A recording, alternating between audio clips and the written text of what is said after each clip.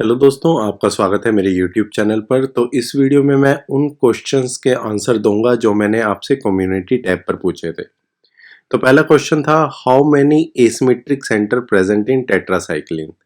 तो यहाँ पर आपको टेट्रासाइक्लिन का स्ट्रक्चर दिखाया हुआ है और आप देख सकते हैं इसमें कितने एसिमेट्रिक सेंटर प्रेजेंट है, 1 2 3 4 5।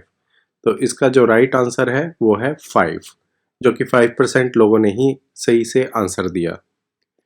नेक्स्ट क्वेश्चन है, विच programming language is used for developing Android app. तो इसमें से काफ़ी लैंग्वेज यूज़ होती हैं एंड्रॉयड ऐप बनाने के लिए, लेकिन जो सबसे ज़्यादा यूज्ड लैंग्वेज है वो है Java. Next question is Pasteur separated enantiomeric salt of. तो जब भी आप एनेंशियोमर के ऊपर चैप्टर पढ़ते हैं बी फार्मेसी में, तो इसका आंसर वहीं पर लिखा हुआ है कि पास्चर ने थ्रू नीडल्स टार्टेरिक एसिड को सेपरेट किया था। Next question is identify what is not a continuum source of radiation in absorption and fluorescence spectrophotometer. तो इनमें से कौन सा रेडिएशन सोर्स यूज नहीं होता है।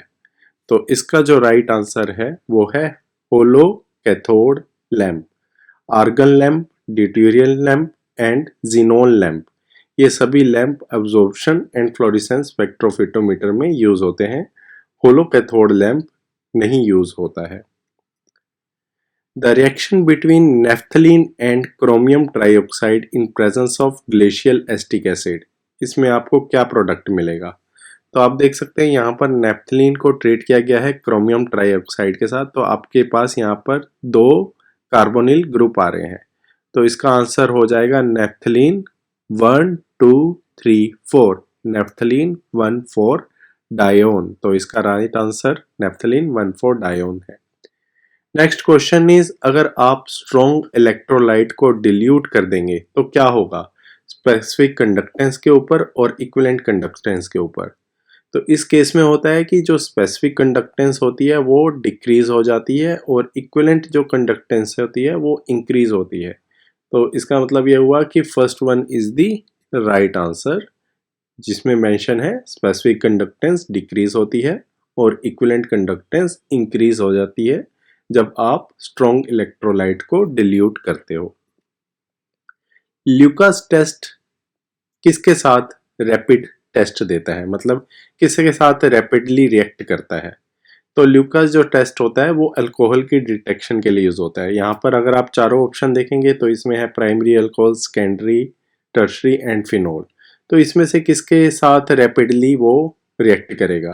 तो इसका जो राइट आंसर है वो है tertiary alcohol. Next question is, how would you prepare 2000 ml of 0.15 molar sodium hydroxide solution. देखिए, अगर आपको 1 मोलर सोडियम हाइड्रोक्साइड सॉल्यूशन बनाना है तो कैसे बनाएंगे। तो सोडियम हाइड्रोक्साइड का जो मॉलिक्यूलर वेट होता है 40 ग्राम। अगर आप 40 ग्राम को 1000 ml वाटर में डिसॉल्व करेंगे तो 1 मोलर सॉल्यूशन बनता है। तो 0.15 मोलर बनाना है तो 1 मोलर के लिए चाहिए 40 ग्राम, तो 0.15 के लिए कितना चाहिए, 40 मल्टीप्लाई बाय 0.15, ये आ जाता है आपका 6 ग्राम। 6 ग्राम जब आप सोडियम हाइड्रोक्साइड 1000 ml में डिसॉल्व करेंगे तो आपका 1 molar 0.15 molar sodium hydroxide solution बनता है। लेकिन आपको बनाना कितना है, 2000 ml। तो 1000 के लिए कितना चाहिए, 6 ग्राम। तो 2000 के लिए कितना चाहिए होगा, 12 ग्राम। तो इसका राइट आंसर है 12 gram of sodium hydroxide in 2000 ml। Next question is, following is an example of atypical antipsychotic. तो काफी सारे स्टूडेंट ने इसका आंसर क्लोजापिन दिया है, जो कि राइट आंसर है। तो next question is, how many optical isomers are possible for lactic acid. तो यहाँ पर देखिए, ये है लैक्टिक एसिड का स्ट्रक्चर। लैक्टिक एसिड में एक कायरल सेंटर है, तो ये जो है ये एक कायरल सेंटर है। और आपको पता है कि फार्मूला कौन सा लगेगा, 2 to the power n। n होता है नंबर ऑफ कायरल सेंटर, तो 2 to the power 1 हुआ, जिसका बनेगा आंसर 2। तो 2 optical isomers are possible for lactic acid. Which one of the following drug has the IUPAC name? Tetramethyl 5,1H1,2,4-triazole 1,nyl-methyl 1,3-benzene diacetonitrile. तो generally IUPAC name के ऊपर ही drug के name रखे जाते हैं. तो यहाँ पे आप देख सकते हैं ट्रायाजोल. तो ट्रायाजोल अजोल लाइक नेम आपको कहाँ मिल रहा है? Letrozole and एनेस्ट्रोजोल. 3 और 4 में ये एजोल आपको नहीं मिल रहा है.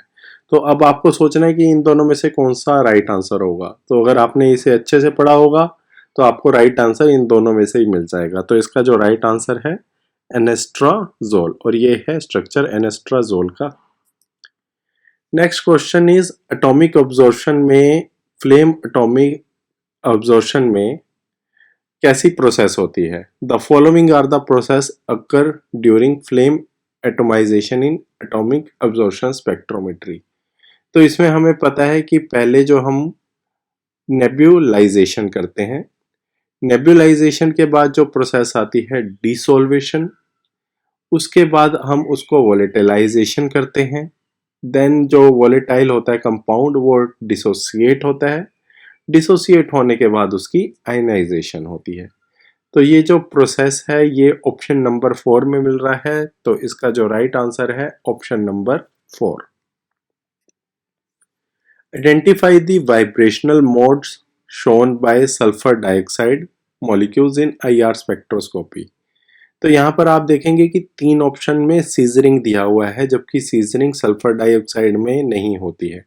सल्फर डाइऑक्साइड में होती है सिमेट्रिकल स्ट्रेच, डिफॉर्मेशन और एसिमेट्रिकल स्ट्रेच. तो आपको यहाँ पर आंसर मेंशन करना होगा symmetrical stretching and asymmetrical stretching.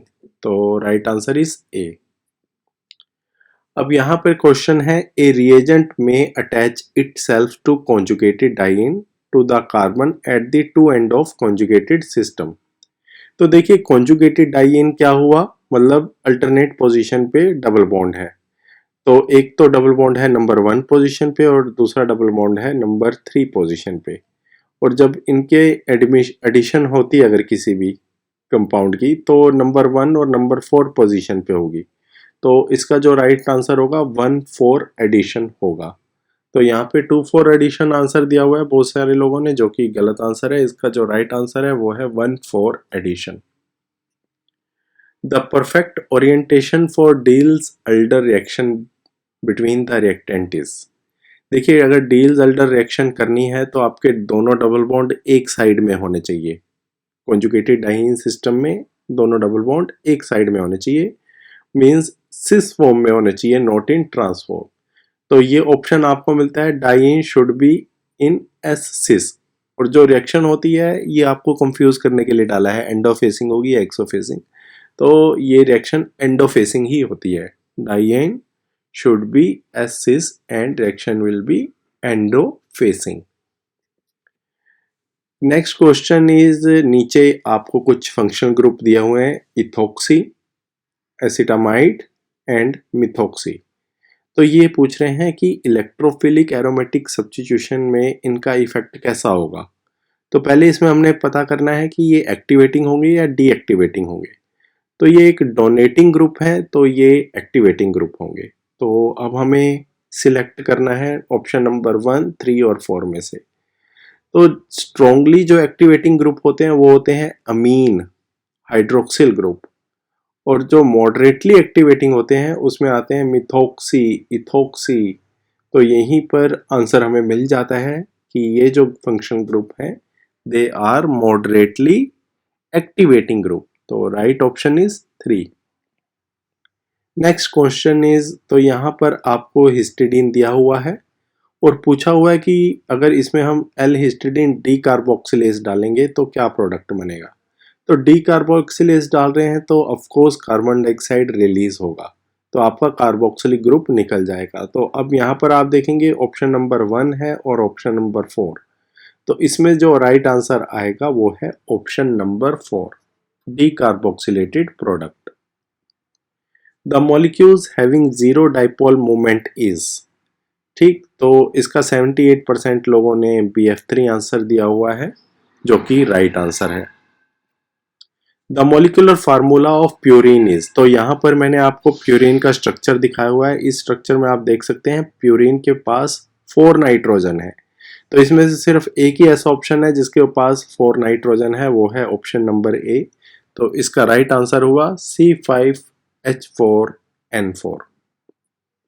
Next is dipole dipole weak interaction are also called as, तो डाइपोल डाइपोल वीक इंटरेक्शन में काफ़ी सारे लोगों ने आंसर दिया है लंदन फोर्स, लेकिन इसका जो राइट आंसर है वो है कीसम इंटरेक्शन या कीसम फोर्स कहते हैं इसे।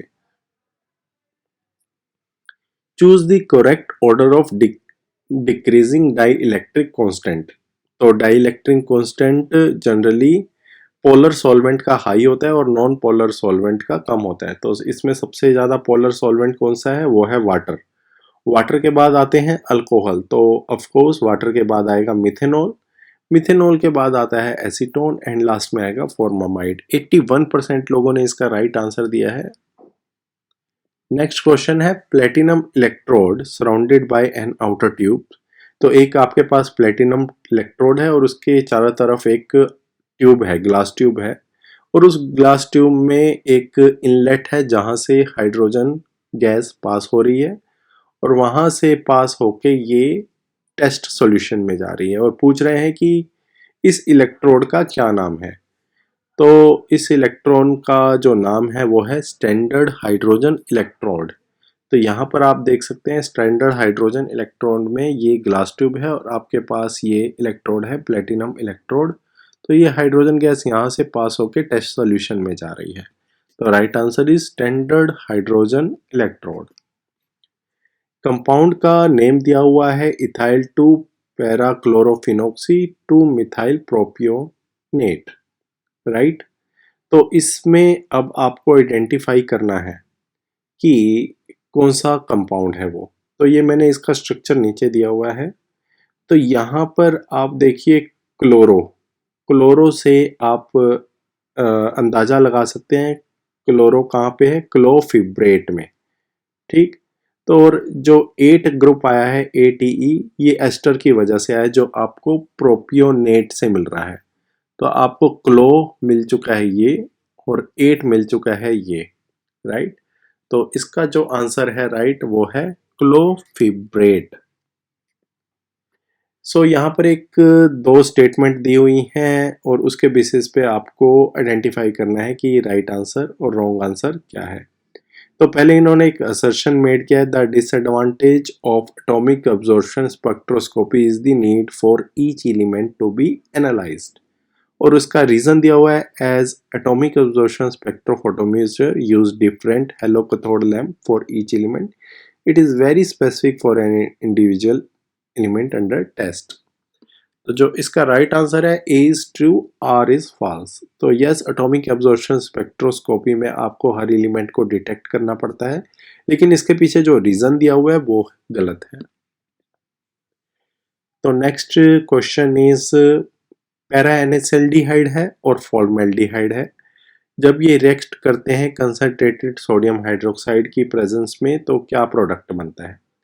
तो नीचे मैंने आपको एक रिएक्शन दिखाई हुई है, ये है क्लोज्ड कैनोज़ेरो रिएक्शन, जिसमें बेंजल्डिहाइड फॉर्मेल्डिहाइड के साथ रिएक्ट करके बेंजाइल अल्कोहल दे रहा है। जो पैरा एनिसल्डिहाइड है वो होता है 4 मिथॉक्सी बेंजल्डिहाइड। तो आप यहाँ से एक्सपेक्ट कर सकते हैं कि जो आपका प्रोडक्ट बनना चाहिए वो बनना चाहिए 4 मिथॉक्सी बेंजाइल अल्कोहल। तो जो राइट आंसर है वो है 4 मिथॉक्सी बेंजाइल अल्कोहल। ये मैंने गलत आंसर दिया हुआ है यहाँ पे, इसका जो राइट आंसर है वो है 4 methoxy benzyl alcohol. DNA and RNA contain the following 2 major purine base। DNA और RNA में कौन से मेजर प्यूरिन बेस होते हैं। 89% लोगों ने आंसर दिया है, 308 वोट्स पड़ी हैं। तो बिल्कुल आप सही हैं, एडेनिन एंड गुआनिन ही इसका राइट आंसर है। तो यहाँ पर आप देख सकते हैं एडेनिन और गुआनिन का स्ट्रक्चर, ये आपको जस्ट यहाँ पे दिया है सो दैट को आपको मेमोराइज हो जाए, क्योंकि इस पे भी कई बार क्वेश्चन आ जाते हैं। तो next question is select the correct set of anti cancer drug जिसमें पिरिमिडिन और रिलेटेड स्ट्रक्चर प्रेजेंट हो। तो पिरिमिडीन आप देख सकते हैं साइटोसिन होते हैं, यूरासिल और थायमिन, और ऐसा सा सिमिलर स्ट्रक्चर प्रेजेंट होता है 5 फ्लोरोयूरासिल, टेगाफर, 5 एजासाइटिडीन एंड डेसिटाबिन। तो ये आंसर आपको मिलेगा ऑप्शन नंबर ए में। Following is not an example of carbapenem. तो यहाँ पर 71% लोगों ने राइट आंसर दिया है, दैट इज पाइपेरासिलीन। तो पाइपेरासिलीन कार्बापिनेम नहीं है, तो कार्बापिनेम कौन कौन से हुए? थाइनामाइसिन, इमिपिनेम and meropenem. Establishing a complete structure is more complex problem than other। देखिए पेप्टाइड, न्यूक्लिक एसिड और प्रोटीन ये एक ही क्लास में आप मान सकते हैं, और आजकल इनको थ्रू जेनेटिक सीक्वेंस और बहुत सारे ऐसे इंस्ट्रूमेंट आते हैं जिससे इनके स्ट्रक्चर को आइडेंटिफाई किया जा सकता है, लेकिन पॉलीसैकेराइड है उसके स्ट्रक्चर को आइडेंटिफाई करना बहुत ही डिफ़िकल्ट है। तो इसका जो राइट आंसर है वो है पॉलीसैकेराइड। सो गाइस, ये थे अभी तक के जितने भी मैंने अपने कम्युनिटी टैब पर क्वेश्चन पूछे थे उनके आंसर। अगर आपको ये वीडियो पसंद आई हो तो इसको लाइक कर सकते हैं। अब मैं फिर से कम्युनिटी टैब पर दोबारा आपसे क्वेश्चन पूछूंगा और हर सैटरडे संडे उनका आंसर लेके आऊँगा। So thank you for watching this video.